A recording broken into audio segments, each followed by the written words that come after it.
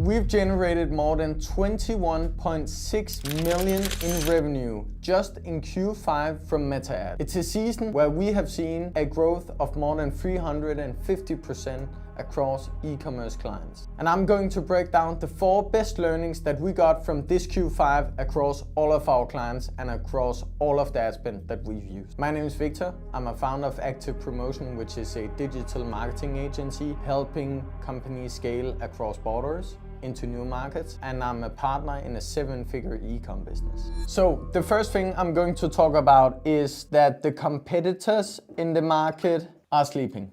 And this might sound weird, but the reason is when companies look at their new year, they look, okay, so this is 2026, what are our budgets, what are we going to target, what are we going to spend, etc. A lot of companies do this. So they say Q1, they say Q2, they say Q3, and they say Q4. You might see right here that it doesn't say Q5 anywhere. And that's something that a lot of companies forget. They simply forget the season that goes from end of Q5 or ending of Q5 and actually into just the start of Q1. So the reason why the competitors are sleeping on this is simply because it's not a part of their budget. If they are not really aware of what's going on, they very often don't remember it. So the Q5 is going from the 26th of December until like 16th/19th of January. What is super interesting is that the competitors might see that performance is doing well. So they might say, okay, well, in this period, there is Christmas, there are bank holidays, just in general, people are taking time off. The Q4 has been busy, they need to rest, all of that, and there's New Year. So in this whole period, they are super busy. So from the ending of December until the start of January, they might not even like really notice. And then as soon as they go into January, they are like super busy. They gotta catch up. They gotta look at targets. And before they've even looked around, they spend 4-5 days sleeping. Sleeping on the performance that potentially could make them a lot of money, which means that they got around 10, maximum 14 days left of the Q5. The funny thing about it is that the ending of the Q4 is where people are getting potentially a lot of cash due to getting gifts they are going to refund, swap around. And at the start of January, they're getting paid. And in this period, Christmas, refunds. As soon as these companies wake up, a lot of the customers already spent their money. Doesn't mean that they can't really enter it, doesn't mean that they don't really have time. But what is super interesting is that you can use this season, if you're not sleeping, on preparing everything. So prior to this season, prepare your content, prepare your copy, prepare your landing pages, prepare your offers, and set everything up. So as soon as you get into this season, even the start of December, start fixing all of this. So you can have your off days in the Christmas, bank holidays, New Year, everything. So you prior to this already had the setup ready. You already figured out the content, the copy, the landing page, the offer, whatever. And if you need to adjust it due to other competitors not sleeping and they are just like running sales, well, you can always have time to adjust it. But if you need to start from scratch, being 4 to 5 days into January, let's just say that you get the idea 5 days into January, probably not, because 1st of January you're super hungover, you're tired or whatever, weekends or I don't know, whatever. Let's just say that 7-8 days until into the year, earliest, is where your setup is ready. Your content, your copy, your landing page, your offer, everything.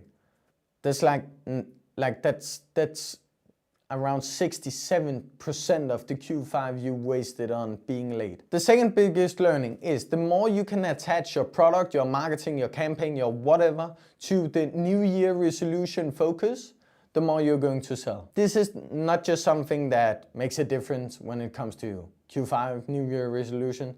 This is just in general marketing. Making your marketing more directed towards the person that is watching it of course, it's a no-brainer. It's going to make you more sales.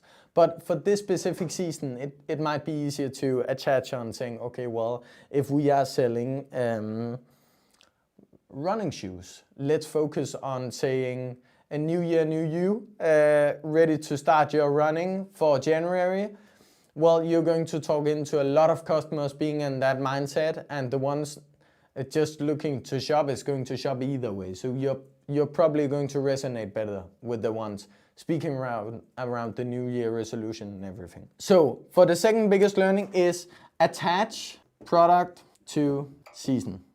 So make it as irrelevant as possible. Because one thing that's super interesting is you'll definitely hear a lot of people talk about offers. Like you need to make a no-brainer, has to be your offer, has to be a no-brainer. To be honest, offer isn't always about discounts, like the lowest price, like gifting. It's not always about that. It's more about framing. More about framing what the customer actually wants, that the product that you're selling is a part of the way to getting there. So, for your running shoes, yeah, you might say, okay, well, discount probably make a difference. I agree, lower price make a difference. Gifting. But if you can frame your product into that this product is going to be the way that you accomplish your New Year resolution. It's going to attach, it's going to be much more personal, it's going to be different. Because everybody can say, well, discounts and lowest price and gifting, all of that. And of course you need to be aware of this. But if you can frame your offer to that this is the solution for your customers to get where they want to be, it's a much better offer. And it's not just about Q5 season overall, it's in general. But for this season, making it so that product equals new year, new me. If you can make that work, your performance will, I bet, increase because it's going to be more relevant. The third biggest learning when it comes to Q5 is to increase the spend earlier and shut it down later. So increase earlier.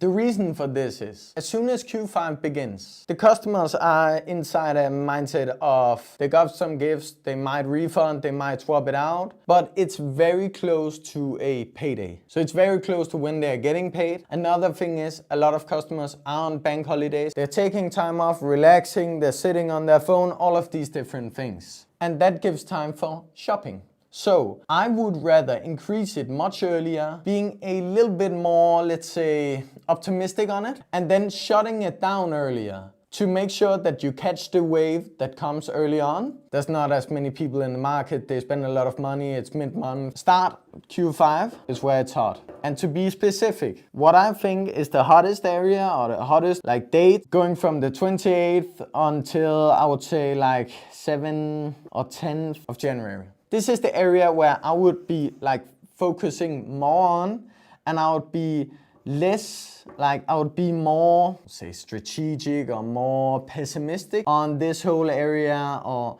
on this whole season called the 10th until the 16th or the 19th. I would this is hard, this right here. And this, well, it might be hard. A lot of companies are, due to Q5, running January sales. It's not really because they are aware of Q5.